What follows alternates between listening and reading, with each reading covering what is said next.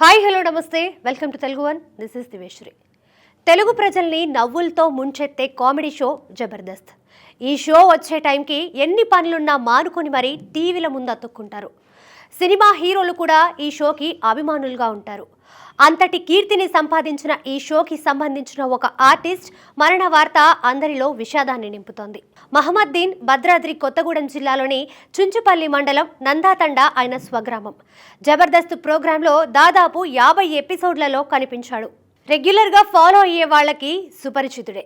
హైదరాబాద్లో షూటింగ్ ఉండడంతో train ఎక్కేందుకు Bhadrachalam road railway స్టేషన్కు వచ్చాడు. కాకతీయ ఎక్స్ప్రెస్ స్టేషన్ నుంచి ముందుకు వెళ్తుంది. ఆ సమయంలో ట్రైన్ ఎక్కేందుకు ప్రయత్నించాడు. అయితే కాలు జారి కిందకి జారిపోవడంతో ట్రైన్ ప్లాట్ఫామ్ మధ్యలో ఇరుక్కుపోయాడు.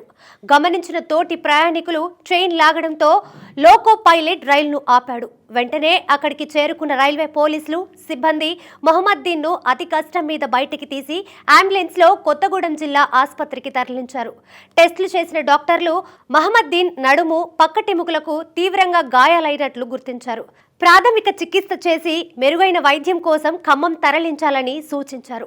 వెంటనే తీసుకువెళ్తుండగా మార్గం మధ్యలోనే తుది శ్వాస విడిచాడు. డెడ్ బాడీని సర్వజన ఆసుపత్రికి తరలించారు. అక్కడ ఆసుపత్రిలో డ్యూటీ డాక్టర్ కంప్లైంట్తో పోలీసులు కేసు నమోదు చేశారు. మహమ్మద్దీన్కి భార్య, 2 కుమార్తెలున్నారు.